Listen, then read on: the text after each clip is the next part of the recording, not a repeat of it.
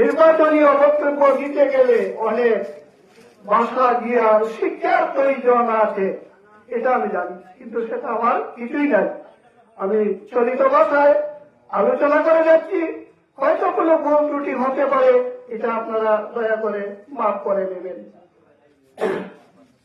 আমি প্রথমে ধন্যবাদ জানাচ্ছি সাবেক এমপি জনাব নাজিরউদ্দিন চৌধুরীকে এবং আমি তার দীর্ঘ আয়ু কামনা করছি। হয়তো তিনি এইবারও প্রার্থী হিসাবে আসছেন জনগণের সেবা করার জন্য। আমি তার সম্বন্ধে অনেক জানি। উনি হিংসামুক্ত, অহংকারহীন, তিনি দরিদ্রের পাশে দাঁড়ান এবং দরিদ্রের কথা তিনি শুনেন, দরিদ্রের বিচার তিনি করেন। এই ধরনের নেতাই তো আমরা প্রয়োজন, এইরকম নেতাই তো আমরা চাই। আমরা তো গ্রামের মানুষ, আমরা একটু শান্তি চাই।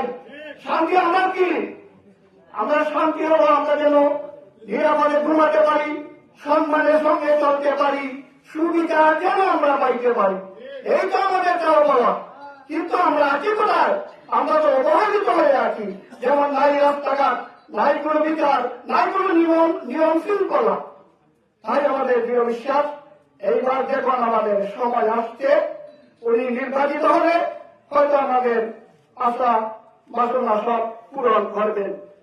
ভাইসব, আমাদের যেমন সুবর্ণ সুযোগ হয়ে পেয়েছি, আমরা এই সুযোগ হাতছাড়া করতে চাই না। তাই একটা কথা আছে, সময়ে সৎ ব্যবহার করতে হয়। সময়ে সৎ ব্যবহার না করলে ভুল হয়ে যাবে, তাই মাসুল দিতে হবে।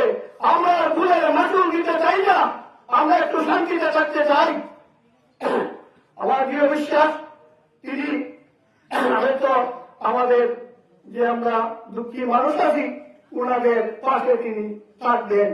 তাই আমি সবাইকে বিনীতভাবে অনুরোধ জানাচ্ছি, আগামী 12ই ফেব্রুয়ারির নির্বাচনে জনাব নাজিরউদ্দিন চৌধুরীকে ধানের শীষ মার্কায় ভোট দিয়ে দেশের সেবার সুযোগ দান করো, এই বলে আমি এখানে শেষ করছি।